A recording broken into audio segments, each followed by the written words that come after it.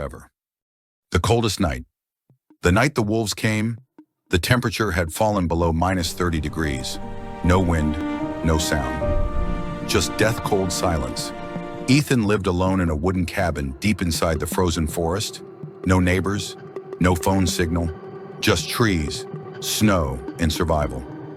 He was adding logs to the fire when he heard it.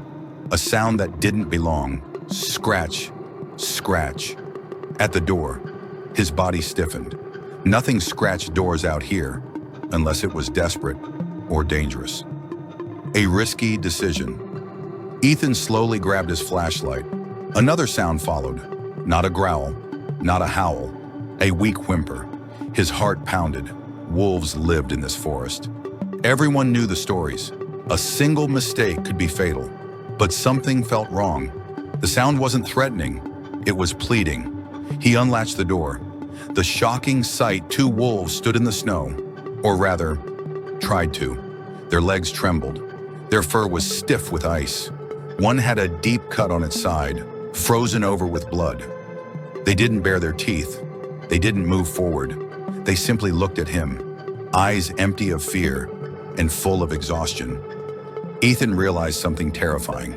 They were dying. The moment that changed everything. Every instinct screamed at him to shut the door, but another voice whispered louder. If you don't help them, they won't survive the night. So he stepped back and whispered, "It's warm inside." The wolves hesitated, then slowly, one paw crossed the threshold, then the other. Inside the cabin, the warmth hit them instantly. Steam rose from their frozen fur. Their bodies collapsed beside the fire as if gravity had suddenly doubled. Ethan stood frozen, watching predators sleep peacefully in his home. Minutes passed. Nothing happened. No attack. No sudden movement. Just quiet breathing.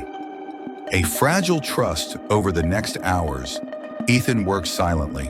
He melted snow for water, heated canned meat, placed it carefully nearby. The wolves ate slowly, weakly, never once growling. One wolf lifted its head and met Ethan's eyes. There was no fear, only trust. The storm arrives near midnight. The storm hit.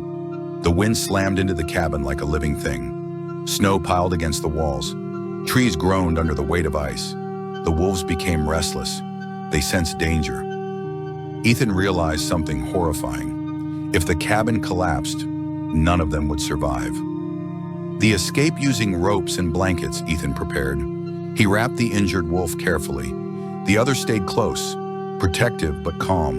Together they stepped into the storm. The wind was blinding. Every step burned. Time lost meaning. Then, barely visible through the snow, a rocky slope appeared. A cave, the shelter of fate. Inside the cave, the wind disappeared. Ethan collapsed, breath shaking. The wolves curled beside him, sharing warmth.